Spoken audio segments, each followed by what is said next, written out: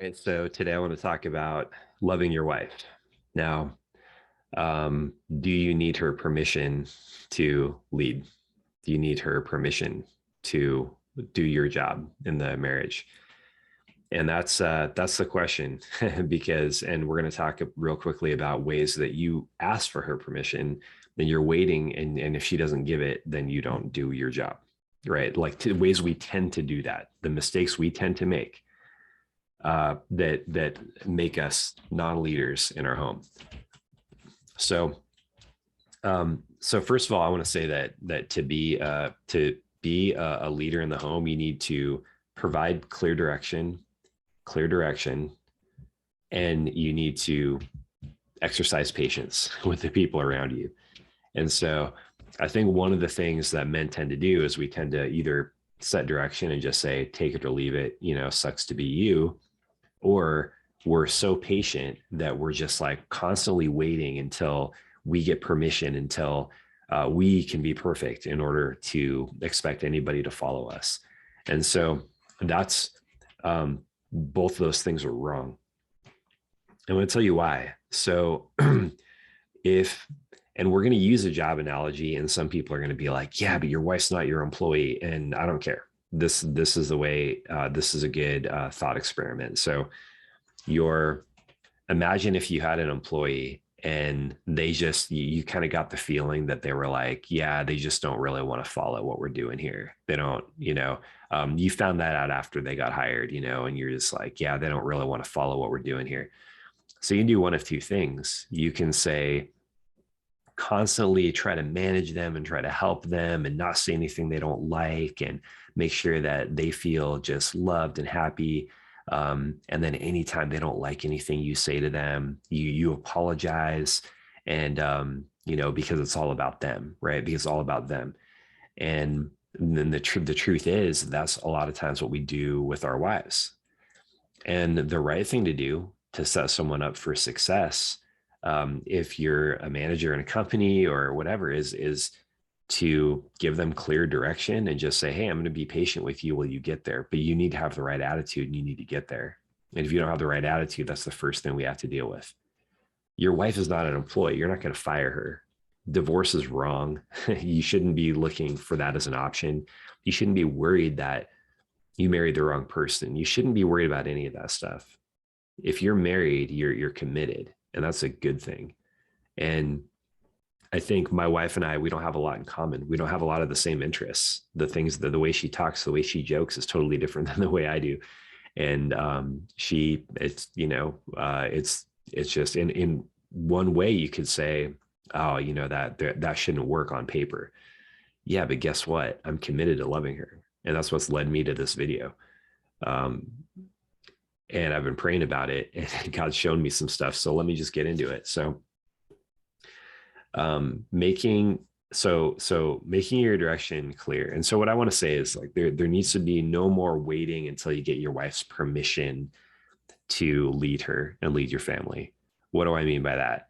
Well, we all come into the marriage with certain assumptions about how things should be done, about how marriage should be done, about how you should raise the kids, about how you should discipline them, how to train them up.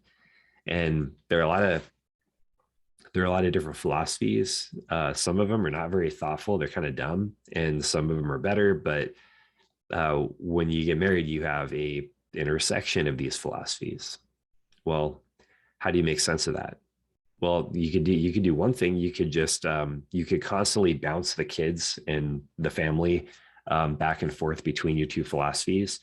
You don't have any kids. You can constantly be just kind of arguing, over how you're going to do things.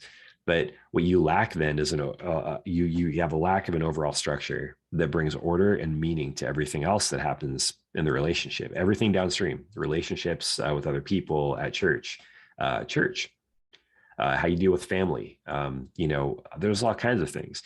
What you do for vacation, how you stay fit together. Do you care about that? How you save money, how you budget. And so,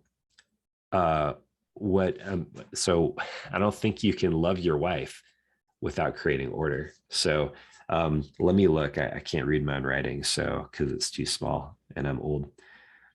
So no more. First, I want to say no more waiting until you get her stamp of approval before you lead. Oh yeah, I guess I should go into that. So what do I mean by that? Well, if you bring something up and it's like can be construed as selfish, then you're not allowed to say it, right? I'm just saying what, right? You're not allowed to say that.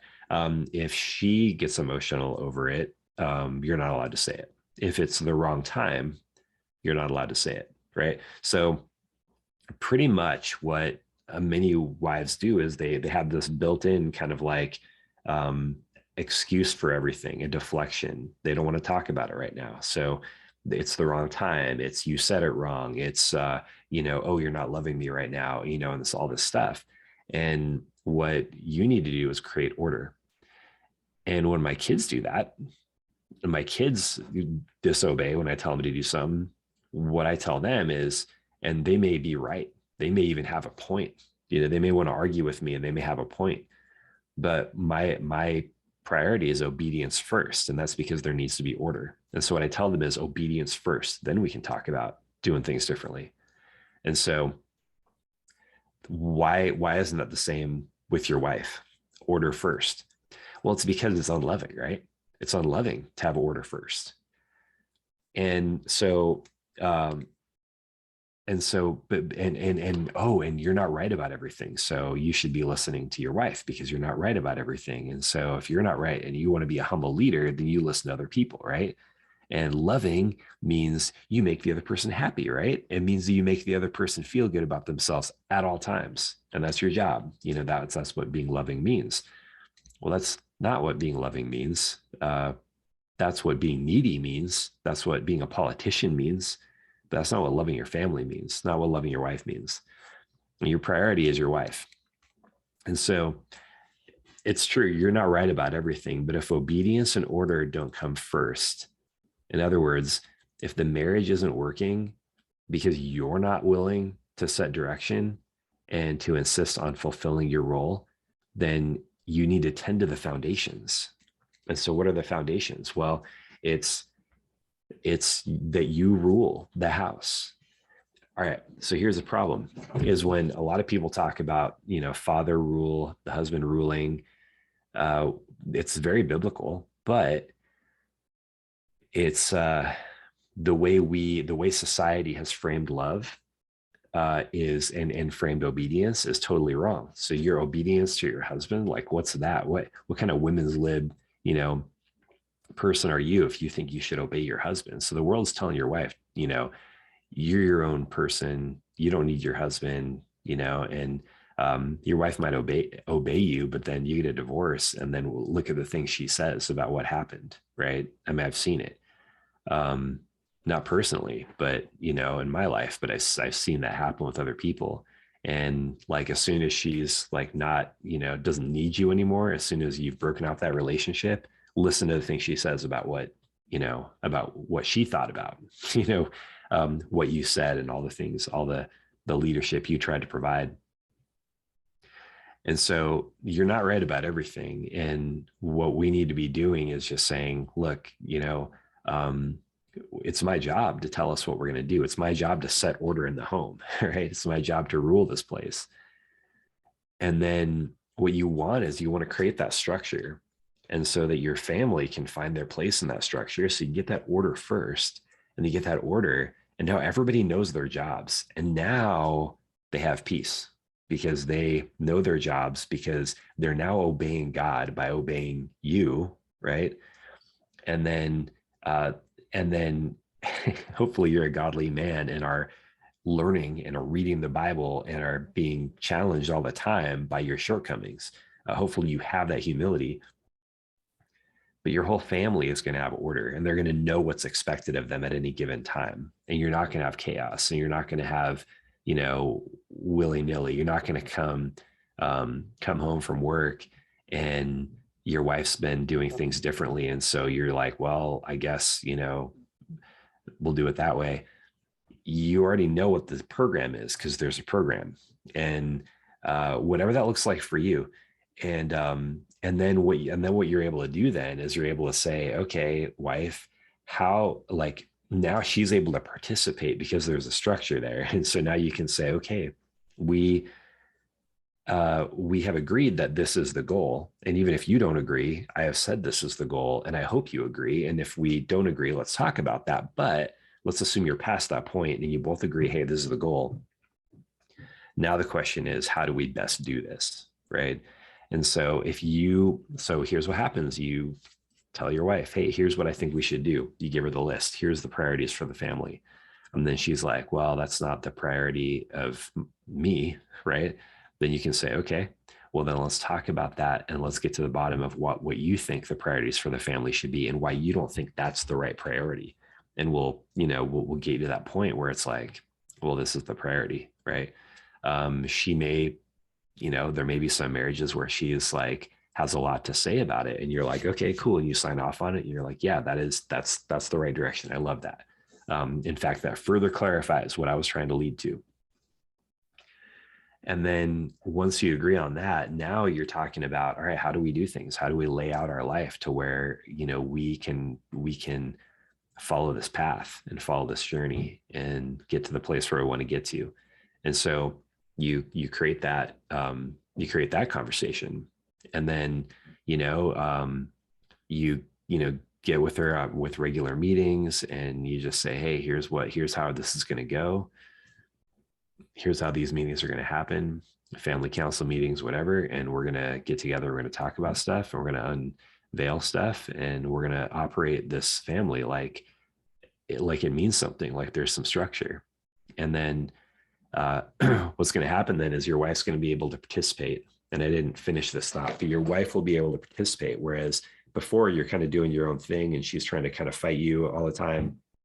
And you don't have the organization to go to work and to do all this stuff and to make sure that she's constantly being micromanaged to do everything that you want her to do.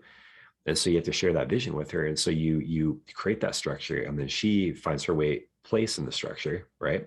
Like probably like the vice president, the COO of your house, the person who operates stuff, gets things done, right, in your house. And so she's your COO. And the whole time you're now growing her, and you're like, hey, you have a gift in this area. Do you want to use it? How can I help you? How can we make money available for you to learn the skill or whatever, right? And to do this in the home, or to, however you want to do it. And so you're working with her, and then she's telling you, hey, we have this problem. And then you're working together to solve it based on the structure you've created. And she has an idea for something she wants to do. And then you listen to it and hear it. And then she says, she's able to own something, right? And so now, instead of her fighting you and her feeling like, oh, my priorities are right, like he's the head of the house, but my priorities are all right and his are wrong.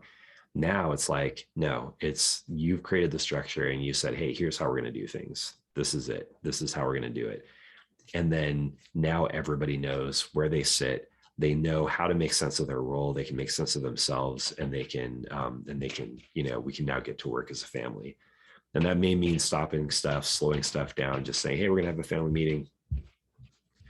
It may mean you just telling her, hey, we're going to meet and we're not going to talk about fluffy love. We're going to talk about like operations. And there are going to be times we hang out and stuff, but first we're going to talk about, like, we're going to get some order in this house. And then she'll say, I have to see that you love me before we talk about order. And you have to say, no, there has to be obedience first. There needs to be order here.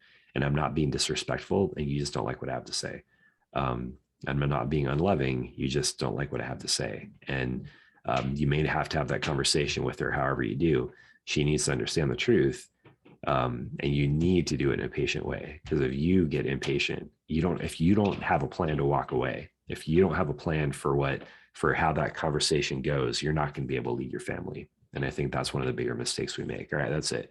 Guys, the point is to love your wife. You have to exercise, you have to develop patience in yourself, and then you have to set clear direction for your family. If you don't do that, your wife's not going to be able to follow you. All right.